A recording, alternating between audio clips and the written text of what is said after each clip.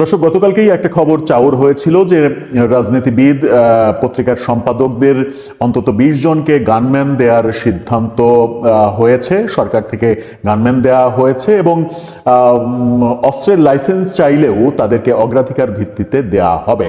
এরপরে রাতে আরও কিছু খবর এসেছিল, কিন্তু রাতে সব থেকে খারাপ খবর যেটা আসলো সেটা হচ্ছে যে গানম্যান দিতে চাইলেও একজন ছাত্রনেতা থেকে উঠে আসা বর্তমান রাজনীতিবিদ এবং একজন ছাত্রনেতা এই গানম্যান রিফিউজ করলেন। গানম্যান তাদের প্রয়োজন নেই, অর্থাৎ তারা মানে এই প্রয়োজন নেই বলাতে মনে হতেই পারে যে তারা কোনো নিরাপত্তা শঙ্কায় ভুগছেন না। তারা দুজন হচ্ছেন গণ অধিকার পরিষদের সভাপতি নুরুল হক নূর এবং ডাকসুর ভিপি সাদিক কায়েম। ডাকসুর ভিপি সাদিক কায়েমকেও গানম্যান দিতে চেয়েছে সরকার। এটা একটা ভালো দিক। তরুণ ছাত্র, তাকে গানম্যান দেওয়া উচিত। তার নিরাপত্তার যদি প্রশ্ন আসে তাহলে সরকারের এই উদ্যোগটা ভালোই। মানে এই ব্যাপারে বাংলাদেশের যে ছাত্র যেখানে যে ছাত্রই নিরাপত্তা শঙ্কায় ভুগবে তাদেরকে গানম্যান দিতে পারলে আরও ভালো হবে। এবং বিশ্ববিদ্যালয়গুলোতে অন্তত বিভিন্ন ছাত্র সংসদের নেতা তারা যদি নিরাপত্তা শঙ্কায় ভোগেন তাহলে সবাইকেই এই ব্যাপারে গানম্যান দেওয়ার উদ্যোগ সরকার নিতে পারে। অস্ত্রের লাইসেন্সও দিতে পারে। নিরাপত্তার ব্যাপারে কনসার্ন হওয়ার ক্ষেত্রে এই কাজগুলো সরকার করতেই পারে। কিন্তু তারা রিফিউজ করলেন কেন, তারা প্রত্যাখ্যান কেন করলেন? সেখানেই ইন্টারেস্টিং তথ্য উঠে আসছে। কি বলছেন তারা? যখন আমরা শুনছি নতুন আরও অনেককে গানম্যান দেওয়ার সিদ্ধান্ত হচ্ছে, তখন তারা কেন প্রত্যাখ্যান করলেন? চলুন একটু জেনে দেখি কি বলছেন তারা, কোন ভাষ্যে তারা এটাকে রিফিউজ করছিলাম। গানম্যান দিতে চাইলেও নুরুল হক নূর এবং সাদিক কায়েম তারা গানম্যান প্রত্যাখ্যান করছেন। দুইটা পত্রিকার শিরোনাম আপনারা দেখে নিন। একটা পত্রিকার শিরোনাম, গানম্যান প্রত্যাখ্যান করলেন নুরুল হক নূর। এই খবরটা যখন নিউজ 24 দিচ্ছে তখন আরেকটি পত্রিকার শিরোনামে আমরা দেখছি গানম্যানের প্রস্তাব প্রত্যাখ্যান ডাকসু ভিপির। এই দুটো শিরোনামে আমরা প্রথমে নুরুল হক নূরের খবরে যাই। সেখানে বলা হচ্ছে নিরাপত্তা শঙ্কায় ২০ জনকে গানম্যান দেওয়ার সিদ্ধান্ত নেওয়া হয়েছে। এই ২০ জনের তালিকায় নুরুল হক নূর ছিলেন, কিন্তু তিনি প্রত্যাখ্যান করেছেন। ডাকসু ভবনের সামনে ডাকসু হামলার ৬ বছর উপলক্ষে এক প্রতিবাদ সভায় রাতে তিনি এই কথা বলেন। তিনি বলেন, যে সরকারের আইন শৃঙ্খলা বাহিনী জনসম্মুখে পোশাক পরিহিত অবস্থায় নিজ কার্যালয়ের সামনে হামলা করেছে, সেই হামলাকারীদের বিচার না হওয়া পর্যন্ত সরকারের দেয়া গানম্যান আমি প্রত্যাখ্যান করছি। অর্থাৎ নুরুল হক নূর যে বেধড়ক পিটুনির সম্মুখীন হয়েছিলেন জাতীয় পার্টি অফিসে হামলা করতে গিয়ে, পুলিশ এবং সেনাবাহিনীর সদস্যরা তার উপরে লাঠিচার্জ করেছিল। অভিযোগ ছিল তার বিরুদ্ধে যে জোরপূর্বক জাতীয় পার্টির অফিসের সামনে গোলযোগ সৃষ্টি করা এবং জাতীয় পার্টি অফিস ভাঙচুর, আগুন দেওয়ার ঘটনা। তাদেরকে সরে যেতে বললেও তারা সরে যাননি, এরকমটা জানানো হয়েছিল আইন শৃঙ্খলা রক্ষাকারী বাহিনীর পক্ষ থেকে। কিন্তু গণ অধিকার পরিষদের পক্ষ থেকে বলা হয়েছিল যে না, অন্যায়ভাবে তার উপরে লাঠিচার্জ করা হয়েছে। তিনি বলছেন যে পোশাকে আমার উপরে লাঠিচার্জ করা হলো সেই পোশাক পরিহিত গানম্যান আমার প্রয়োজন নেই। তাদের বিচার না হওয়া পর্যন্ত আমি গানম্যান নেব না। এই মূলত অনেক বড় নিউজ। মূলত বক্তব্যটা তার এটাই যে ওদের মানে বিচার না হওয়া পর্যন্ত তিনি গানম্যান নেবেন না এবং বাংলাদেশের সব মানুষের নিরাপত্তা চান তিনি। এটাও একটা উল্লেখযোগ্য ব্যাপার। ওদিকে সাদিক কায়েম কি বলছেন? সাদিক কায়েম একটা ফেসবুক পোস্ট দিয়েছেন। সেই ফেসবুক পোস্টে তিনি লিখেছেন, সম্প্রতি জুলাই বিপ্লবের ছাত্র নেতৃত্ব, বিভিন্ন রাজনৈতিক দলের নেতৃবৃন্দ ও মিডিয়া ব্যক্তিত্বের নিরাপত্তা নিশ্চিতে সরকারের পক্ষ থেকে গানম্যান প্রদানের সিদ্ধান্ত গ্রহণ করা হয়েছে। এরই ধারাবাহিকতায় সরকারের পক্ষ থেকে গানম্যান সংক্রান্ত বিষয়ে আমাকে অবহিত করা হয়। এই প্রস্তাব গ্রহণ না করার সিদ্ধান্ত নিয়েছে। কেন নিয়েছেন? ছাত্র জনতার সম্মিলিত প্রতিরোধের মাধ্যমে খুনি হাসিনার পতনের পর জনগণের আকাঙ্ক্ষা ছিল দেশের সার্বিক নিরাপত্তা ব্যবস্থায় একটি দৃশ্যমান ও ন্যায্য পরিবর্তন ঘটবে।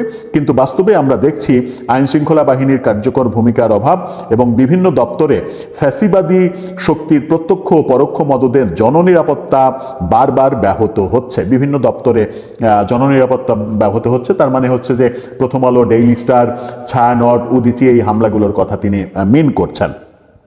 আইনশৃঙ্খলা বাহিনীকে কার্যকরভাবে সক্রিয় করে সন্ত্রাসীদের দৃষ্টান্তমূলক বিচারের আওতায় আনলে আজ নিরাপত্তা নিয়ে এত উদ্বেগ থাকতো না।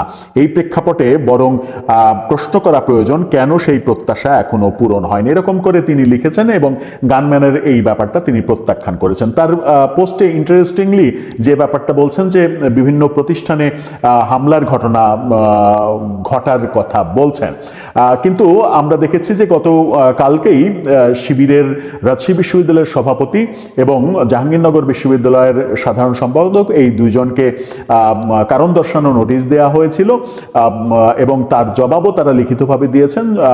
কারণ দর্শানো নোটিশ দেওয়ার কারণ হচ্ছে তারা দুজনই প্রথম আলো এবং ডেইলি স্টার, সাথে ছায়ানট এবং উদীচির একজন চারটাই আর একজন প্রথম আলো ডেইলি স্টারকে মানে ডিজোন করা হয়েছে এবং সেগুলো বাংলাদেশে থাকা উচিত নয় এরকম পোস্ট করেছিলেন, এরকম বক্তব্য দিয়েছিলেন। এই বক্তব্য কেন দিয়েছেন তার জন্য জবাবদিহি করা হয়েছিল এবং তারা বলেছেন যে এটা ভুলবশত হয়েছে, স্লিপ অফ টাং হয়েছে।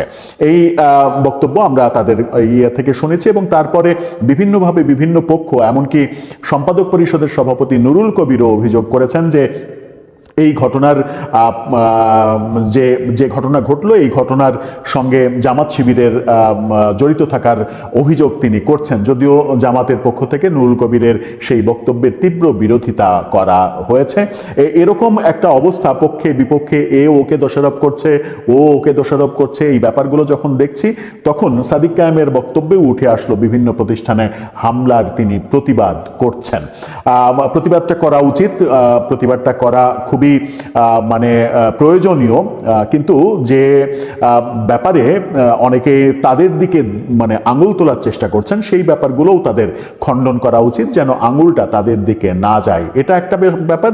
আরেকটা ব্যাপার হচ্ছে দুজনই যখন গানম্যানের এই ব্যাপারটা প্রত্যাখ্যান করলেন তখন কিন্তু একটা প্রশ্ন আসবে যে তাদের কি নিরাপত্তার শঙ্কা নেই, তারা কি নিরাপদ বোধ করছেন? আর নিরাপত্তার শঙ্কা নেই এটা যদি তারা ভেবে থাকেন তাহলে এরপরে তাদের বেলাতে যদি কোনো, আল্লাহ না করুক, কোনো ধরনের কোনো দুর্ঘটনা ঘটে তার দায় কি সরকারের উপরে আর চাপানোর অপশন থাকবে? সরকার যখন তাদেরকে নিরাপত্তার জন্য গানম্যান দিতে চাইছে কিন্তু তারা নিচ্ছেন না, এই প্রশ্নটা কিন্তু একটা বড় প্রশ্ন হয়ে উঠবে।